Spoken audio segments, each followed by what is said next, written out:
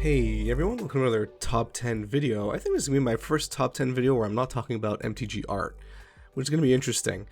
I want to talk about my top 10 favorite creatures, and there's a lot of different categories of creatures, so I figured I'd start where I started in Magic, which was kitchen table Magic. Playing with your friends, not really knowing the full rules about the stack and the order of things, just kind of probably breaking a lot of rules. That's where we all probably started, and that's where I wanted to start off with the creatures that I think are the top 10 kitchen table creatures, at least the ones that I really enjoyed playing with and annoying my friends with. So let's get a deep dive into that. Before I do, just a reminder: if you haven't subscribed already to this channel, please hit that red subscribe button down below, maybe even that notification bell. It really goes a long way. Even if YouTube is suggesting my videos too, which is great, subscribing does go even a longer way than that. So we really appreciate your subscription today. Okay, number 10, the Lieges, the Liege cycle.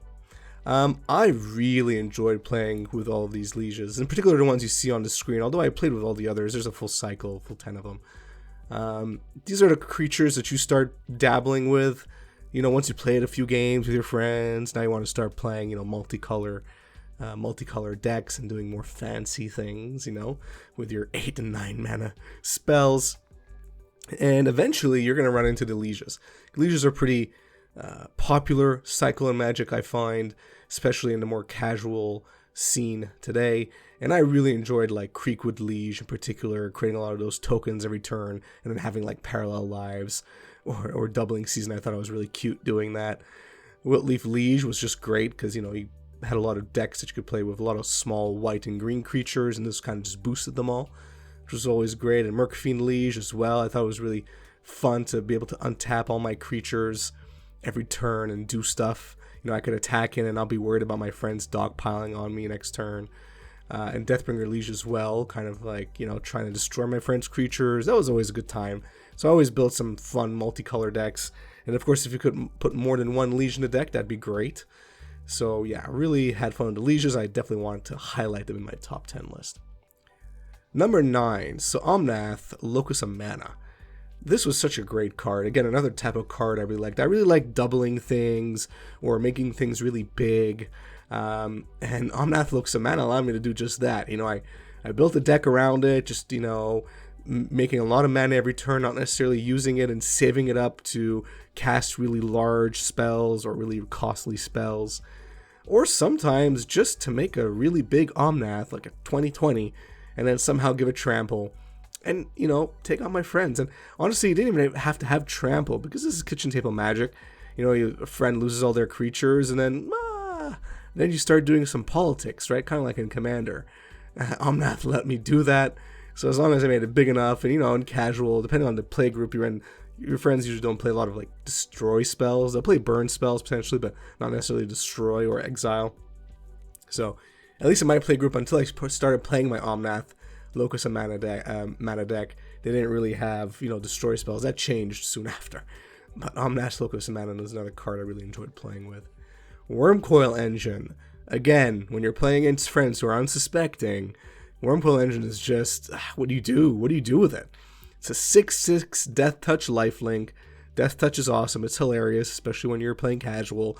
And lifelink as well, because, having a lot of life makes a lot of difference when you're playing a casual game and trying to, trying to be diplomatic with friends and all that. Getting a lot of life is really important. At least that's what I remember. Now I play Modern competitively, and my life total goes down to like 5, and I don't care because I can still win that way. But in kitchen table Magic, having a lot of life means a lot, especially when you could have your friends decide to dogpile on you in one particular turn. So Coil Engine was really fun for me to play with, and when it did inevitably die, it would still break off into 2 pieces, which again I found hilarious. And I found really cute, and you could play a bunch of them, and you could play in an artifact deck. I had my own artifact deck. Coil Engine would just wreak havoc on my play group, and really enjoyed playing with it. Darksteel Juggernaut. This was a hilarious card when I was a noob.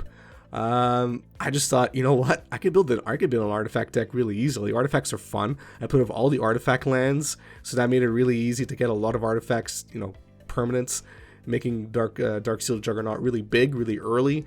And it just was hilarious because it had to attack every turn. That's what the card says. So you can't get mad at me. I have to attack. And I found that really hilarious, kind of trolly. My friends can't get mad at me because, well, that's what the card says. I'm compelled to attack, and I guess I'll just take my turn to attack the person that scares me the most, and Darksteel Juggernaut allow me to do it. If you haven't played with that in your play group, give it a shot. Build an artifact deck. There are so many types of degenerate artifact decks you could build, especially in casual where you don't really have any format restrictions. Yeah, it gets pretty nuts. And Darksteel Juggernaut was one of those early cards that I discovered that I thought was amazing, and I just loved playing with. Number 6, Vigor. Oh man, I played Vigor in a lot of my decks, a lot of my green decks. This card was awesome. Again, it was one of those cards when I saw it, I'm like, this is like unstoppable. No one can beat me when this card is in play. I want to get 2 of them as quickly as possible on the battlefield. It's a 6/6 trample for 6. If damage will be dealt to a creature you control other than Vigor, prevent that damage. I'm like, what? And then put a 1/1 counter on that creature for each 1 damage prevented this way. So if I block successfully, well, even if it was unsuccessful, it was still all prevented and my creatures would just get bigger. And there are counters, so I could get those counters doubled with Doubling Season. Yeah, this was just a card I built decks around, and I really abused, and my friends really hated me for it. But that's why they all stopped playing Magic. No, that's not true. But they just stopped playing Magic with me for a while. And that's okay. That's okay. We're still friends to this day. We just play other board games now. But Vigor was probably part of that formula in shifting games. Okay, number 5, Stuffy Doll. Another card that, puts you up to no good. It's kind of funny because when I play Modern, I do all my Modern deck techs, I do match analysis, I talk about how much I hate degenerate decks and how I think they're not really, I don't know, I don't want to go as far as to say they shouldn't be allowed, but I don't think that they're really Magic, or they're just really borderline Magic. But when I was playing casual, especially at the beginning, oh man, I was nothing but degeneracy. But I think that's a lot of what Kitchen Table Magic is. So anyway, Stuffy Doll was another card that you could abuse. Again, I thought it was hilarious. It's indestructible. I got to choose a player, and it's not a legendary, so you could play multiple and choose your different friend each time, or you could pick the same friend and then not have a friend anymore when the game is over. And yeah, you could just find ways to deal a damage, or you just never attack with it. And when someone attacks you, you tell them, well, if you attack me, I'm gonna block with Stuffy Doll, and you're gonna kill X person. So this was really great. Just a lot of mayhem with this card. I had a lot of fun with this. I didn't even abuse Stuffy Doll the way you could abuse it. Using Pariah or whatever. Like there's a lot of ways you could actually abuse Stuffy Doll. I didn't even do it. I just used it as a way to threaten people not to attack me. So or threaten the person that I tagged Stuffy Doll with not to attack me. So yeah. Number 4, Hydras. I had an infamous Hydra deck in my play group. These two were at the core of it. It was a bunch of Hydras, and a Doubling Season, and parallel lives for some other ways to create multiple tokens, and I think I had Contagion Engine. Oh man, I had it so many ways. I think my record for Primordial Hydra was like 1,000. It was over 1,000 power, 1,000 toughness, something like that. I don't know how I got that far. I think we're playing some type of casual format, but it was my record. It got really big, and I of course won the game. Colonial Hydra was also great, just the way it doubles number one counters on it whenever it attacks. Yeah, I just really had fun. Again, it was good with that doubling theme and getting really big theme. I was obsessed with Hydras for a while. Really love my Hydra deck. I really miss it actually too. Had a ton of fun with that deck. Man, yeah, my number 4 for sure. Number 3, Thractus. Now, I know it's like a $3 card now. At one point it was like a $30 card or whatever. I really had fun. It was one of those things, again, you're in casual, gains you 5 life. That's a bunch of life. When it dies, you get a 3/3 beast creature token. So, your friends are just kind of befuddled by what to do with it. And of course, I abused it. I played Conjurer's Closet and other blinking effects. So I would blink it in and out. I would gain 5 life multiple times. I would get a 3/3 beast creature token multiple times. And then, I'd be at like 40 life. And then, in casual, 40 life might as well be like 1,000. So, yeah, just Thractus had to be my top 3. Because one of my best casual decks ever, which I believe I even showed on this channel, the actual deck that I own, included Thractus in it. It was abused with Conjurer's Closet and other cards. I love this card. I really, really do. Thractus is great in the casual circles even to this day. At least it should be if it isn't. Number 2, angels. Another tribe I really enjoy in Magic, especially in casual Magic. And these angels in particular made a lot of appearances in my decks. Sublime Archangel, Iona, Emeria, a Shield of Emeria is not on this page, but that's definitely an honorable mention. Funny story, when I was first playing Magic, so I read Iona, Shield of Emeria, which says, when it comes into play, choose a color, your opponents can't play spells of the chosen color. And I was so sure that that was like a permanent thing, even if it died. And even my friends weren't sure, so we even Googled it, and then realized, oh no, it has to be on the battlefield for the effect. I mean, now, today, it's kind of obvious. But, it just kind of it goes to show you the type of questions that are asked by the casual groups. Anyway, Sublime Archangel is awesome because it gives all your other creatures Exalted. So if you have like 4, 5, 6 creatures on the battlefield and you attack with one of them, all of a sudden that creature becomes like ginormous, which is amazing. And you have this massive flyer that's like a 10-9. Again, unstoppable against a lot of decks. Avacyn, Angel of Hope, having Flying Vigilance, and she and other permanents you control are indestructible. Again, indestructible was something that really popped out to me in casual decks. Like, oh my god, indestructible!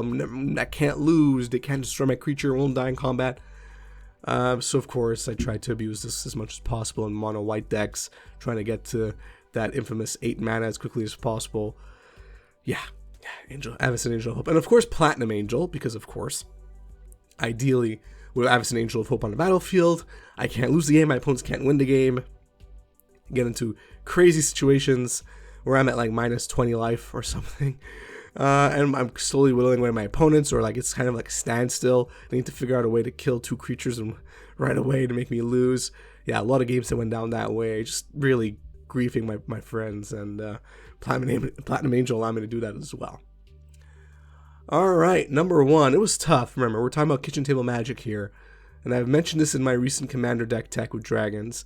I really love playing my dragon deck against, on casual. I really enjoyed these 3 dragons in particular. So, Dragon Broodmother, having a dragon come into the battlefield every turn, potentially up, increasing that number with parallel lives or doubling season or whatever, which was really great. And it also triggered really well, it melded really well with Scourge of Volkas, because every time a dragon entered the battlefield, it would deal X damage to a creature or player, where X is the number of dragons you control. So that got it out of hand really quickly.